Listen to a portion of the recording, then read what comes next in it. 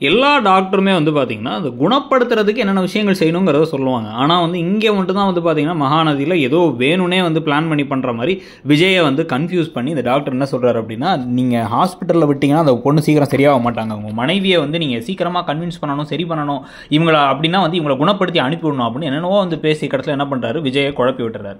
இதுக்கு நடுவுல வந்து பார்த்தீங்கன்னா, அப்படியே விஜய், விஜய் அப்படின்னு வெண்ணிலா கூப்பிடுறத பார்த்து அப்படியே இவங்களும் மயங்கி போய் இவரும் வந்து விஜயும் வந்து பாவமா முழிக்கிறாரு. என்ன பண்றதுன்னு தெரியாம அழுதுகிட்டு இருக்கிறது காவேரி தான். காவேரி அழறாங்கன்னு இவருக்கு தெரியும்.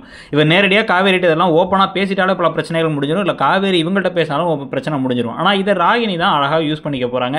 இதுக்கு நடுவில் வெண்ணிலாவுக்கு கொஞ்சம் கொஞ்சமாக சுயநினைவு திரும்பினா கூட நீ வந்து கொஞ்சம் நடிச்சாதான் வந்து இவ அப்படியே துரத்தி விட முடியும்.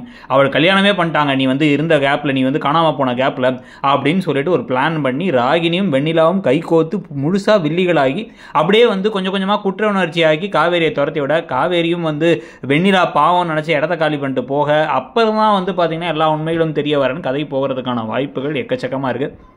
சதி செஞ்சு மொத்தமாக அவங்களை கவுத்துட போகிறது ஒரு பக்கம்.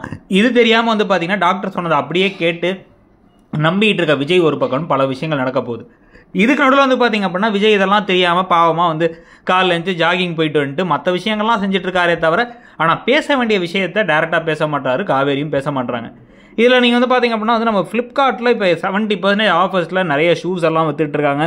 இப்போ நமக்கே வந்து 1000 ரூபாய் கம்மியாலாம் நிறைய ஷூஸ், நல்ல ஷூஸ், ரன்னிங் ஷூஸ் கிடைக்குது. அதெல்லாம் லிங்க்ல இருக்குது, அதெல்லாம் முடிஞ்சா பாருங்கள். ஷாப்பிங்னு கீழே இருக்கிறதுல நீங்கள் மகாநதியை பற்றி நீங்கள் என்ன நினைக்கிறீங்கிறதையும் சொல்லுங்கள்.